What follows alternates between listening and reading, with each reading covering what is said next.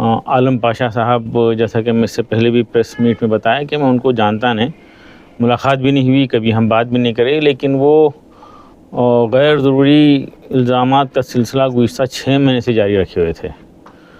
तो हम एक प्रेस मीट के ज़रिए उनको वार्निंग भी दिए हैं और डिफॉर्मेशन केस बुक करने के लिए नोटिस जारी कर चुके हैं। 10 करोड़ रुपए का हर्जाना हमारा डिमांड है।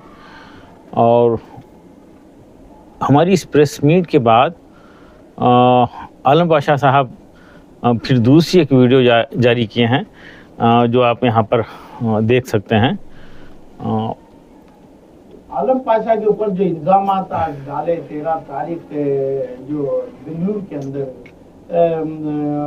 अपने अब्दुल खदीर शाहीन ग्रुप के चेयरमैन ने, मुझे चाहिए इनसे एक लाइव डिबेट चाहिए क्योंकि इनके कोई इल्ज़ाम से मैं सहमत नहीं हूँ और जो भी मुझे तरीका। आप लाइव डिबेट के लिए तैयार हैं सर? जी, हम ये मैसेज उनको पहुंचा चुके हैं। एक टीवी चैनल है बेंगलोर का, उसके ज़रिए हमारा मैसेज हम पहुंचा दिए हैं। 24 तारीख को बेंगलोर के सालार ऑडिटोरियम में ये हमारा डिबेट रहेगा।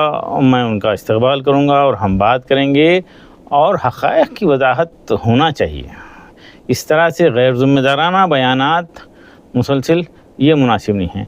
ये साहब जो है, जो पहले जो एतराज़ आया था शदीद एतराज़, उसमें मुझे चोर का लफ्ज़ इस्तेमाल किए हैं और अब्दुल खदीर गुल्लक का लफ्ज़ इस्तेमाल कर रहे हैं। इनकी क्या मजबूरी है मुझे समझ में नहीं आया। और ये बताते हैं कि 15 करोड़ रुपये स्कॉलरशिप शाहीन खा गया, इलीगली ये स्कॉलरशिप दी गई है। मैं बता रहा हूँ, आप सब जानते हैं 15 करोड़ रुपये किसी इदारे को गवर्नमेंट ऑफ कर्नाटका की तरफ से ट्रांसफ़र होते हैं तो रिकॉर्ड बनते हैं, पूरा प्रूफ होता है। और ये कॉमन सेंस ना होने के शायद वजह है जो ये बताते हैं कि स्कॉलरशिप है।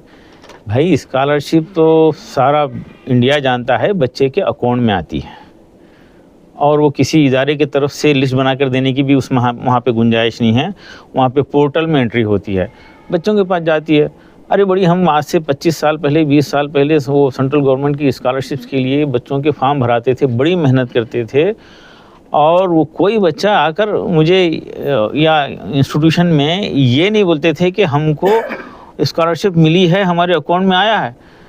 20 साल में 15 साल में 2 ऐसे स्टूडेंट मेरे पास आए, आके बताए कि सर मुझे स्कॉलरशिप अकाउंट में आई है। हकीकत तो ये है। और ये साहब इल्ज़ाम लगाते हैं कि स्कॉलरशिप 15 करोड़ रुपये खा गए, 10 करोड़ रुपये खा गए, वगैरह वगैरह। इनका इल्ज़ाम है कि वो गुल्लक, अब्दुल खदीर गुल्लक। भाई ठीक है, मुझे मंजूर है, गुल्लक क्या चीज़ है ये बीदर वाले जानते हैं। हम सदक़े के बॉक्सेस रखे हैं बीदर में, 3000 बॉक्सेस रखे हैं, खुलेआम हैं माशाल्लाह। इसको और सादिल लोग यकीनन पसंद करेंगे, फितरतन उसको पसंद करेंगे। एक अच्छा अमल है और इंडिया के कई शहरों में हो रहा है ये। सफ़ा बैतुल माल हैदराबाद में तकरीबन 8-10 हज़ार ऐसे डब्बे रखा है, उसमें कोई बुराई नहीं है।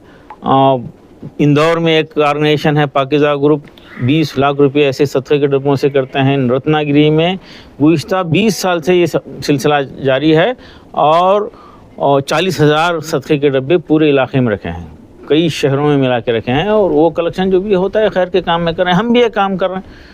भाई ये काम हम कर रहे हैं तो जिसके घर में हम डब्बा रखे हैं उसको एतराज़ है तो हमसे बात करे, वो हमसे पूछ सकता है कि ये पैसा जो हम डाल रहे हैं कैसा इस्तेमाल कर रहे हैं। इनको बेंगलोर में बैठकर इसकी फ़िक्र करने की क्या ज़रूरत है इस उम्र में, जबकि बातचीत करते वक्त तो लगता है कि ये होश में नहीं रहते, गैर ज़िम्मेदाराना बातें करते हैं।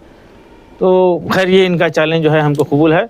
हम 24 तारीख को मिल रहे हैं और बीदर बेटरमेंट फाउंडेशन की तरफ से ये गुल्लक का काम जो चल रहा है हम पूरे मुल्क भर में बताना चाहते हैं। ये पैसा हम गरीबों के लिए इस्तेमाल कर रहे हैं। इसके ऊपर जो खर्च होता है स्टाफ का वो भी हम कुछ ट्रस्टियान दे रहे हैं, यानी कलेक्टेड अमाउंट 100% गुरबा तक जा रहा है। गुज़िश्ता 3 साल से अमल है और इसको हम और फैलाना चाहते हैं। मैं बीदर की आवाम से ख्वाहिश करूँगा कि इसकी तहक़ीक़ कीजिए और हमको सपोर्ट कीजिए। यकीनन हम सब मिलकर ही एक बड़ी तब्दीली माशरे में ला सकते हैं। हर अच्छाई को सपोर्ट करने की आदत होना चाहिए। यस। इसके अलावा आपके दीगर आरोप भी ये लगाए हैं कि आप वक्फ प्रॉपर्टी कब्जा कर रहे हैं, वक्फ प्रॉपर्टी के ऊपर कॉलेज चला रहे हैं, ये इस पे आपका क्या कहना है सर? देखिए, एक बीदर में डीसी हुआ करते थे अनुराग तिवारी, उनको कोई बता दिए थे कि ये गवर्नमेंट की लैंड है बल्कि है। वो यहाँ पे मौजूद थे, साल 1.5 साल पूरी कोशिश कर लिए। उसके बाद हमारे चाहने वाले बीदर में कम हैं। अगर वक्फ प्रॉपर्टी होती तो ये 40 करोड़ 50 करोड़ रुपए का इन्वेस्टमेंट मैं करता। क्या वक्फ प्रॉपर्टी होती तो एक्सिस बैंक इसका को लोन देती? क्या ये वक्फ प्रॉपर्टी होती तो बूढ़ा में हमारा अप्रूवल होता? क्या ये वक्फ प्रॉपर्टी होती तो पीछे जो है आज शाहीन नगर माशाल्लाह इस इलाके की सबसे पॉश कॉलोनी है, लोग यहाँ आने के लिए जो आगे बढ़ रहे हैं, डिमांड है यहाँ पे प्लाट का। ये कॉमन सेंस की बात है। ये अफवाहें फैलाने वाले उनका अपना कारोबार है, उनकी अपनी ज़ाती कुछ मजबूरियाँ होती हैं, और अल्लाह बेहतर जानता है कि उनकी किसकी क्या मजबूरी है। और वो आलम पाशा साहब को जाके वरगलाने वाले, मुखबरी करने वाले और फसाद बर्पा करने वाले, ये वो जवाब देंगे। सर, अगर आप सही थे तो 6 महीने तक वेट करने की कोई ख़ास वजह? भाई, मुझे बेंगलुरु के कई लोग बोले कि इसकी ये आदी है, इसका कोई असर नहीं होता, ये उलमा से इसको एलर्जी है और ऑफिसर्स के साथ दुश्मनी है, और 10-20-25 लोगों पे इस किस्म के जो है इल्ज़ामात लगाता आया है और रोज़ लगाता है, इसका असर नहीं होगा, बल्कि कई लोग मुझे समझाते रहे। तो हम भी यही समझे कि शायद पता है ना, राजा जा रहा है तो कोई थोड़ा शोरगुल करके रुक जाता है, राजा गुजर जाता है। मैं ये उम्मीद